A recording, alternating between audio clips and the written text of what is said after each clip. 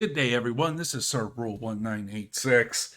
Today we are signing in and doing a reaction to Joe Cat's crap guide to Final Fantasy XIV healers. So, healers are a little personal to me because of the factor that my content partner, Ala, you've seen her in some of my previous videos and also whatnot. And even if you tune in the stream, she's usually always there with me. Be it a New World 14. Uh, so and a lot of people don't know this, I actually leveled up as healer when I originally first started in Shadowbringers because I was told when with 14 you had to have these classes to unlock this class and to get their actual full-on job. So I was still in the impression of that. I'm like, okay, great. So I'll start off with the one that I probably don't even know any clue about, and I picked Conjurer, not knowing it was a healer. And yeah, so I ended up saying screw it. I got addicted to the healer queue and everything instead of sitting there for 15-20 minutes. Sorry for DPS. May you rest in peace. And leveled up 1 to 70 with healer, and I will say I'll never do that again unless doing full dungeon groups, and that's people I know, because I re-rolled over to tank because of, well, let's just say, leave it at that, crazies. But the two, I mean, just look right here. House of Insanity. Ha! So without further ado, let's go ahead and enjoy ourselves and do this reaction to Joe Cat's crap guide to Final Fantasy healers. I love power, and I love feeling powerful. It strokes my biggly wiggly and forces lesser beings to bow down to my awesome might, lest they taste my boot between their gums. Nothing has ever given me the same rush of adrenaline than knowing that everybody has to submit to my whims for their own safety. It makes my brain do the goody-good chemicals and allows me to feel as though I have control over this truly unfortunate reality that the universe is slowly careening into an eventual heat death, and there's nothing anybody can do about it, as we are inconsequential specks in this cruel and uncaring universe. But none of that matters, because look at this, I can pull my party members into a pit that kills them. I find that hilarious. I love rescue. And I'm sorry, I know I probably am going to watch this, but I'm sorry, I do love doing that. I do love it. It's when she was learning how to tank, and she's still somewhat not confident about tanking, which she does a great and awesome job at doing so.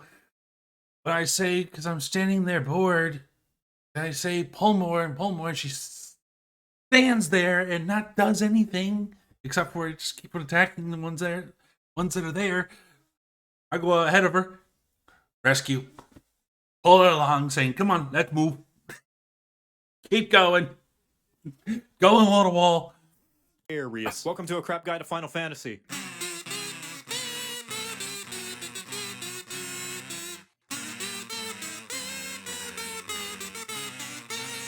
The greatest power of all is the power to have control over people's lives, which is why the healer is the most likely. Here we go. I give you 5 million HP total. Beep off. Green DPS, always true. 1 button rotation, yup. Corruption arc, yeah. And can't listen to stupid. Yeah. Well, especially for the factor if you get the cheese puff stacks. So I can't assume to that. Sorry. Party member to have a god complex, right behind main tanks, mentors, and anybody who's an omnicrafter. You are the most important person in the party, as you, along with the tank, are responsible for keeping the party alive by kissing their boo-boos and slapping the bitch who made the boo-boo. That's right, as a healer, you do have to deal damage as well. Man, but it's called a healer, and healers are supposed to heal, right? Wrong! A healer's job is not necessarily to heal the party, but rather to keep them alive. And yes, there's a It is true. The healers are meant to heal and DPS. I mean, I've even said that in another bit in the previous video. In the previous video too, comparing New World to 14. Their healers actually just full on basically heal. They do a little damage and everything because they have only 1 attack. And here you have in 14 you have the dot, and then you also have the cast, but there are some people that take it a little bit too literally. And yeah, they just want to go on through and DPS through and don't mind the person's next HP. But this is also one thing I will say, that if you're brand new to the game and you're starting off as a healer, no, and he gets into it probably. But we're gonna keep it right here for a minute. If you're not comfortable healing and DPSing at the same time, do so. I mean, throw out your dot and then heal and make sure your party's up correctly. Because hell, for the longest time when I was leveling up healer, that's all I did because healers were supposed to heal. That's yeah. But Difference. There's going to be a lot of downtime between heals, and you bet your afflatus rumpus that you're making the fight take longer than it has to if you're just sitting there twiddling your thumbs waiting for your next chance to cast Cure. What do you do when the party's full health? What do you do when the party's full health? Or even halfway up and standing? DPS the bad guys. No, I don't pay your sub. But when the fight takes too long, it starts to rub all up on everybody's nerves. And when you hit endgame, it serves you right when the boss will wipe the party because you couldn't beat Enrage. Sure, you're for the most part keeping the party alive with a variety of healing, utility spells, some regen, some shields, but an equal amount of time you're casting those, you're also throwing in some extra DPS when time allows. Remember, DPSing is just mitigating future damage. And if you're able to kill the current wave of dungeon mobs before they deplete the tank's HP, which by the way is going to regen to full by the time you reach the next mob pull anyway, what does it matter how low their HP gets? So yes, DPS when time allows. When does time allow? Well, I know you're scared of independence and thinking by yourself, but that's going to be a balancing act you'll have to figure out. However, my rule of thumb is the minimum amount of HP a party member has to be at is 1. But if that's too scary for your weedle fingies, ask yourself, will the enemy's next attack make your party member fall on their ass? If yes, heal so that it doesn't. If no, time to become a glare mage, motherfucker. As long as they're alive and you're clearing the content, you're doing your job right. There is one caveat to doing your job right, and that's that everybody will hate you for it. Literally, by healing, you start to generate a lot of aggro from the bad guys. So if you ever decide to heal before mob pulls in dungeons, it's important to stick close to the tank like an ERPer sticks to Vieira's wearing 2B thighs. Hey, don't go off against those 2B high thighs. I mean, those are the 2B high thighs. Oh yeah. Highs, especially if you throw on a regen and suddenly 800 mobs crash through the wall with a How to Fry Fairies cookbook. You can still do it, but you should know what you're getting into, like live streaming and hope.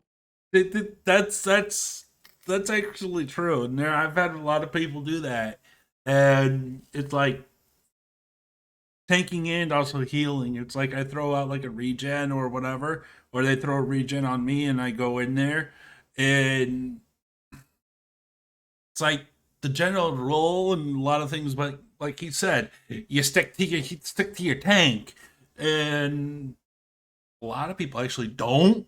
But please stick to your tank.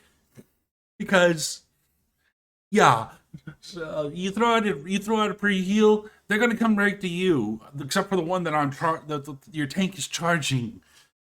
Because your tank's not going to go gap closer and instantly AoE, because not every mob is usually always going to be in range. Hoping that anybody will watch. As for your limit break, we heard you like healing, so we put more healing in your healing so you can heal while you heal. Unfortunately, you won't be using any limit break aside from LB3, because LB1 and 2 just heal the party, and you already have plenty of band-aids and popsicles to do that on your own. LB3, however, is so potent in healing it resurrects everybody in the party back from the dead instantaneously. But they will have to do the thriller afterwards, so it's best to be safe for when you at least have enough people to make a backup dancing crew. For the flavors of healer, we have 3 boomers and the new kid on the block who bought a Glock and has a TikTok.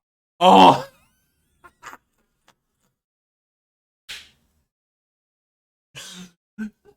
New kid on the block who bought a Glock and a TikTok.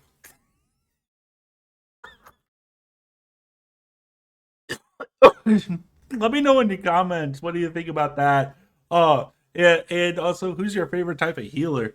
The White Mage is the most straightforward. You heal when a buddy is hurt, and you attack when they're not. Just about everything in your arsenal is all about feeding them so much it'll make an inflation artist blush in embarrassment. You're also equipped with the best AoE skill in the entire game, and the ability to never run out of mana unless you're really, really bad. Best of all, when your buddies get hurt, you can heal them to harness their blood for the blood lily. Let's say you're only White Mage, but you like tarot readings and star signs like a suburban woman in her mid to late 20s. Astrologian is probably for you. You draw cards that will enhance the abilities of your party members, and you fill...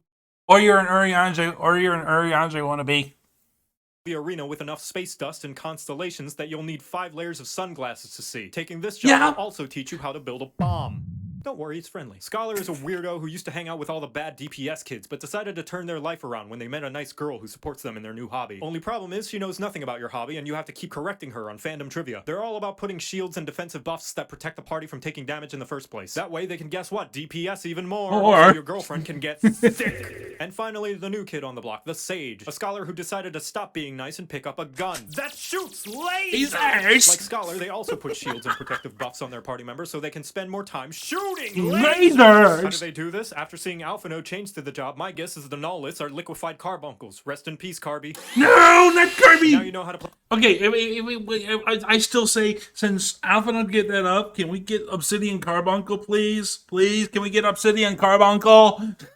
Please! Play healer, you're welcome. Oh, that was good. Oh. Oh. Make sure that we don't have anything else on this one. I love power. But yeah, so that's the crap guide to Final Fantasy 14 healers from Joe Cat. Great job again. Another great video. We still got one more to do, which is the all DPS one. Which that probably will be coming up later this week or whatever for me for reaction time. So let me know what you guys think and everything else, and especially like I posed in a question earlier. Who's your favorite healer out of all the healers that are in 14? Let me know down in the comments, or hell, you can even say Red Mage, Res Mage, or rather. So, this is SirRule 1986 signing off. Catch y'all later.